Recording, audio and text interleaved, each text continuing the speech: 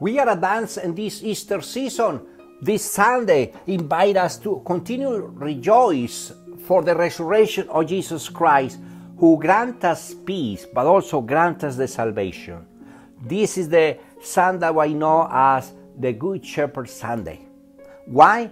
Because Jesus, who conquered the death, conquered every fear, conquered Satan, and conquered the death, rose up from the darkness, from the dead, to give us new life. Jesus is the Good Shepherd because we are His sheep who hear His voice, and we know Him, but also we need to follow Him, and He gives us the eternal life. If we not able to listen His voice and not follow Him, how you pretend to get the salvation? If you continue in the darkness, if you continue living under Satan's power, under the sin, how you pretend that Jesus grants us the salvation? Even that He gave us the salvation, we're not able to receive. It's like you throw away the key to open the door. Now, Jesus commands us that if we believe in Him and we follow Him, He gives us the eternal life, and nobody shall never perish. No one can take it away from His holy hands. He takes us from His hands to protect us, to cover, to defend us. But we also need to be smart. We need to be wise people to know that we can take jeopardized by situations, circumstances, and approach where the devil is calling us, where the evil door is close to us. We need to run away. We need to flee from this. And also, Jesus tells us about that is the truth. What voice you are listening today? The voices of discourage, the voices to commit sins? That is important to question about it, because if you don't believe in God, you can see the future. You can see what happened after death. The Apostle John, in the book of Revelation, he was granted as a gift from God, as a gift of Jesus, to anticipate what happened after death and where we're going to be. St. Paul said that those who survived in the time of great distress, they had washed their robes and made them white in the blood of the Lamb. For this reason they stand before God's throne and worship Him day and night in His temple. The one who sits on the throne will shelter them. They will not hunger or thirst anymore, nor will the sun or any heat strike them. For the Lamb who is the center of the throne will shepherd them, and lead them to a springs of life-giving water, and God will be wipe away every tear from their eyes. That is that St. Paul saw with anticipation. That is my invitation again.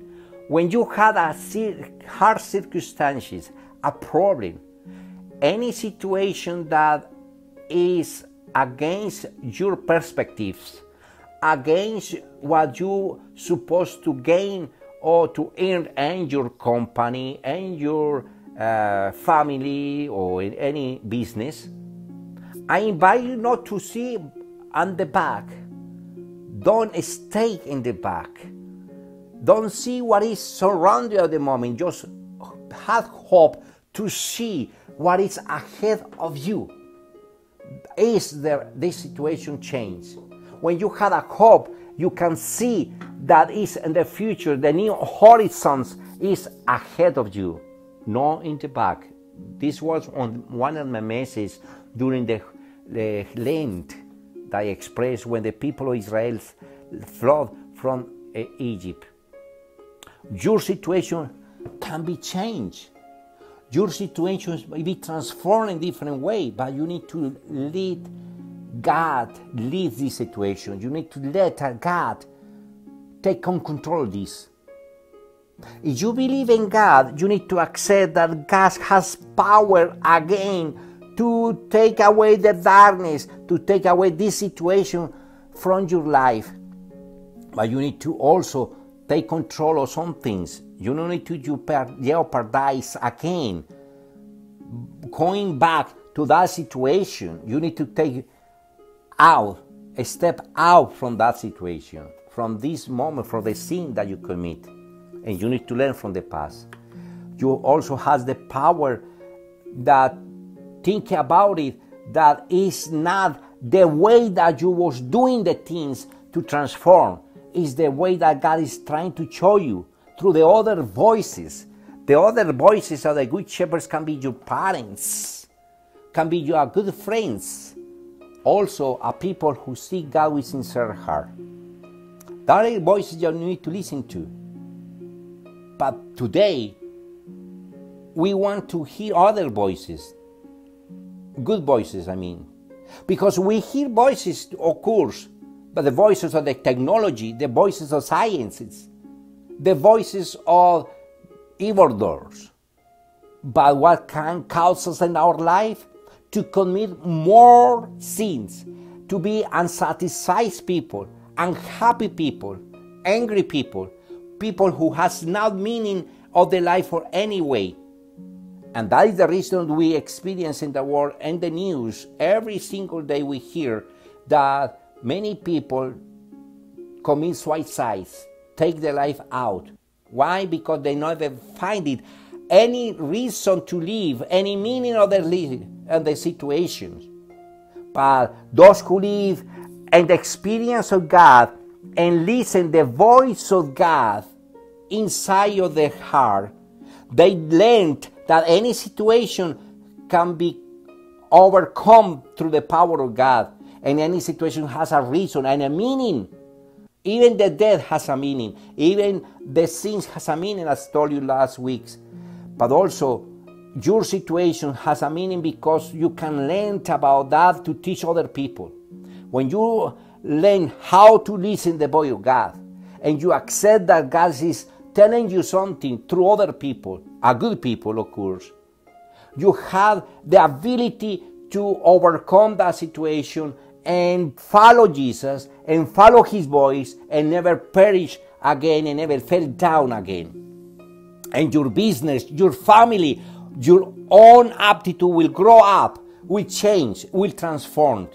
And the power of the resurrection of Jesus Christ will give you the new aptitude, they give you the new life, give you a new family's life, and new business ways or lives too.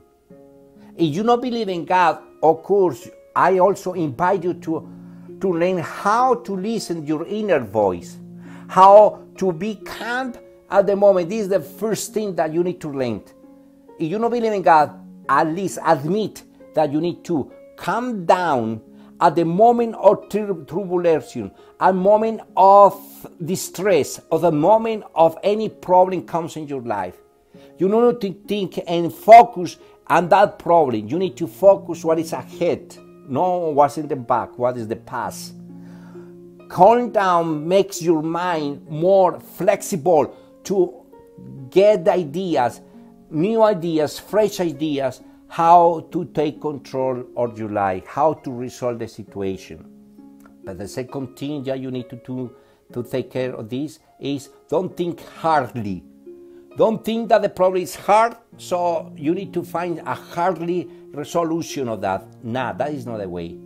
You need to calm down and also think that if the problem or the situation is hard, maybe you need to take it easy and make the easy way to resolve it. The third step, also, you need to be patient. Patience is a virtue. Patience makes you the ability to have hope. And patience also gives you the ability to wait at a good moment and don't despair. Just trust. Let me tell you that is when you listen to your inner voice. You can choose to ignore the inner call, discounting its value. If you choose the path of not trust, you will always be looking outside of your for the right answer and lacking confidence in your steps. And what this happens is when you undeterminate yourself like this, you stop the natural flow of your creativity. You have a choice to pay attention, explore and take action, and this allows you to search deep within yourself to research how this idea applies to your life. This is deliberate action taken to uncover and explore. And taking action, you are no longer a victim of life circumstances or subject to the winds of fate. You are instead both the receiver and the director of your life. Inner research connects you with your inner voice. Through the inner research, you build a lasting relationship between your vision and the energy available to bring it into the manifestation. You cement and both with the idea that you can explore further in the future. You give you this idea, energy, and a life force that moves towards manifestation. Of course, there are questions to consider the steps to take. So as this picture or idea unfolds, pay attention to the new questions that come to mind. This gives substance and detail and point towards action for you to take. Be patient again, I tell you. It takes practice to pay attention and take action in this way. It requires willingness to take direction from your inner voice. As you work this way with life, you develop an intimate relationship with your inner voice. With trust, your voice grows stronger. You learn to count on and to guide your actions, taking steps with confidence. Those who believe in God and those who don't believe in God, we have today opportunity to sit down and listen the voice. Those who believe in God, of course, we listen the voice of God. If you don't believe in God, at least listen and be patient, be calm to listen to the inner voice. Maybe God has the power to talk in this moment. To everyone, I wish you a many blessing days and blessings of your family or your business and everything, the action that you're taking from now on. And you have a great and wonderful week.